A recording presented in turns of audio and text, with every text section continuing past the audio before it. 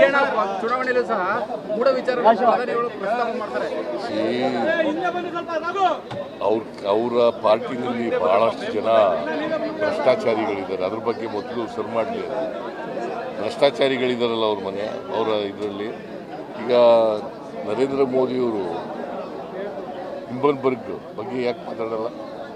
ಮಣಿಪುರದ ಬಗ್ಗೆ ಯಾಕೆ ಮಾತಾಡಲ್ಲ? ಯಾಕೆ ಮಣಿಪುರಕ್ಕೆ ಹೋಗಿಲ್ಲ? ಯಾಕೆ ನೀವು ಹೋಗಿಲ್ಲ? ಅದ್ರ ಬಗ್ಗೆ ರಾಹುಲ್ ಗಾಂಧಿ ಅವರು ರೈಸ್ ಮಾಡಿದ್ರು, ಅದ್ರ ಬಗ್ಗೆ ಯಾಕೆ ಮಾತಾಡಲ್ಲ? ಅಲ್ಲ, ನಿನ್ನೆ ಕೆಡಿಪಿ ಔಟ್ಪುಟ್ ಏನು ಅಂತ ಪ್ರಶ್ನೆ ಮಾಡಿದ್ದಾರೆ ಸರ್. ಕೆಡಿಪಿ ಔಟ್ಪುಟ್ ಏನು ಅಂತ ಪ್ರಶ್ನೆ ಮಾಡಿದ್ದಾರೆ. 8 ಗಂಟೆ ಸಿದ್ದರಾಮಯ್ಯ ಮಾಡಿದ್ದಾರೆ. ಅದ್ರ ಔಟ್ಪುಟ್ ಏನು ಔಟ್ಪುಟ್ ನಿಮ್ಗೆ ಹೇಳಿದ್ನಲ್ಲ. ಅವ್ರು ಉತ್ತರ ಕೊಡಲ್ಲ ಅಂದ್ನಲ್ಲ ನಾನು. ಇದಕ್ಕೆ ಉತ್ತರ ಕೊಡಲ್ಲ. ಔಟ್ಪುಟ್ ಏನು ಅಂತ ಕೇಳಿದ್ರೆ ಏನಂತ ಉತ್ತರ ಕೊಡೋದು?